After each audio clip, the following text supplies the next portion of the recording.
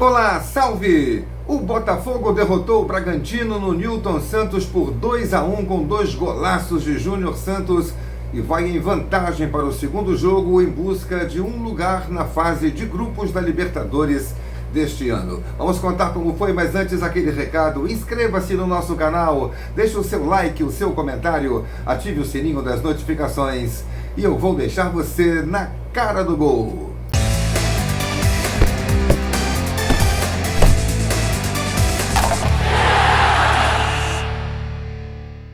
Foi um jogo nervoso, porque era o jogo mais importante do Botafogo nos últimos tempos.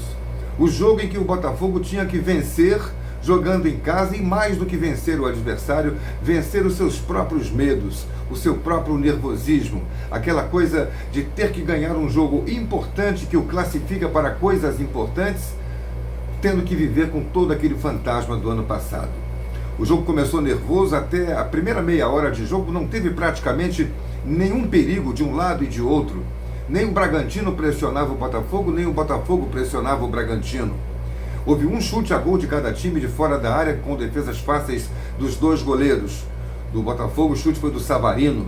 E aos 28 minutos aconteceu então a primeira boa jogada do time do Botafogo. Uma jogada, uma bomba do Damian, aliás, uma falta de longa distância que o goleiro Cleiton espalmou. E aos 33 minutos do primeiro tempo, o Botafogo teve a bola do jogo do primeiro tempo, numa grande jogada, a primeira grande jogada de Júnior Santos na partida. Ele fez várias, rolou para o Tiquinho na pequena área, Tiquinho deu um carrinho, tocou de raspão na bola e jogou para fora, perdendo uma chance incrível. E aos 44 minutos, num lateral batido rapidamente pelo Damian, aliás, o Botafogo encontrou, enfim, um lateral direito confiável, o Júnior Santos arrancou pela ponta, driblou o Luan Cândido para dentro, ameaçou chutar com a canhota, o zagueiro Lucas fechou o caminho dele, ele cortou o zagueiro Lucas e aí sim bateu, fazendo 1-0 para o Botafogo. Mais uma vez, entretanto, o Botafogo não conseguiu segurar a vantagem. 2 minutos depois, numa bola parada, numa falta infantil desnecessária cometida até pelo Júnior Santos, na ânsia de ajudar a defesa, perto do bico da área, Elinho levantou a bola na área e o Juninho Capixaba desviou, a zaga do Botafogo não marcou, o goleiro não tirou e empatou o jogo 1-1 no primeiro tempo. Vem o segundo tempo e o técnico do Botafogo volta com Marlon Freitas no lugar do Tietê. Não deu para entender muito bem, precisava de um jogador mais de frente, só que o Botafogo não tinha, num banco de reserva, grandes jogadores que pudessem resolver, mudar as coisas lá na frente. Matheus Nascimento, Janderson, o Emerson Urso, são jogadores para serem utilizados na necessidade e não para mudar alguma coisa na partida. E o jogo foi caminhando com o time do Bragantino confortável, levando tudo para um empate que seria interessante para ele por causa do segundo jogo lá em Bragança Paulista. No entanto, estava em campo Júnior Santos, que mais uma vez apareceu numa bola primeiro lançada pelo zagueiro Alexander Barbosa. Júnior Santos dominou com categoria no peito, ameaçou o chute, foi bloqueado, a bola sobrou para ele, ele abriu na direita, o lateral Damian entendeu o movimento do Júnior Santos se metendo na área para ficar desmarcado e meteu a bola rasteira para ele. O Júnior tentou dominar com a perna direita, ela subiu e ele, com a canhota poderosa que tem, soltou um voleio indefensável para o goleiro Cleiton do time do Bragantino, fazendo 2-1 para o Botafogo.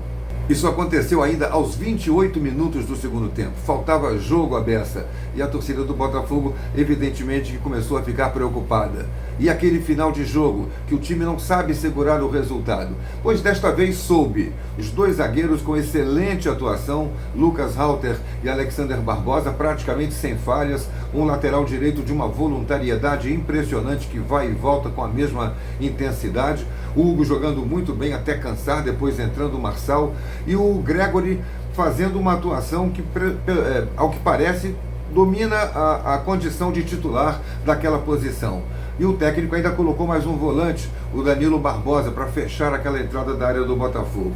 E colocou apenas mais na frente o Cauê, que foi um jogador que entrou para puxar um pouquinho o contra-ataque, adiantando o Eduardo. Depois Eduardo cansou também e não conseguiu manter o ritmo da partida, mas o Botafogo fez a malandragem que todo time faz, que não é bonita no futebol, mas que acaba acontecendo.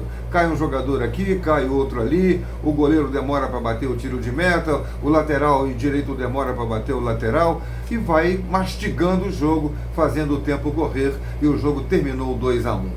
Muito boa atuação dos dois zagueiros, já falei, boa atuação do Gregory, boa atuação do Savarino, Júnior Santos o craque do jogo. E não gostei de novo da atuação do Tiquinho.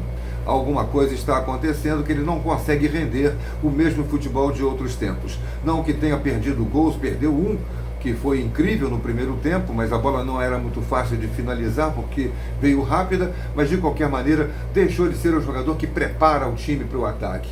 As jogadas do Júnior Santos que resultaram em gols foram de um lateral do Damian e de um lançamento do zagueiro Barbosa. Não foram preparadas pelo Tiquinho, que no outro jogo, naquela goleada sobre o time do Aurora, foi quem preparou 3 das 4 finalizações dos 4 gols do Júnior. Dessa vez ele não apareceu bem, mas ainda assim é um jogador que preocupa qualquer defesa adversária. Fica tudo para o segundo jogo, Botafogo e Bragantino, lá em Bragança Paulista, na próxima quarta-feira. Um empate coloca o Botafogo na fase de grupos da Copa Libertadores da América.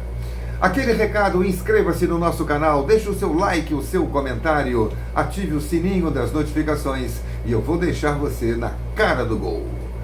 Até a próxima!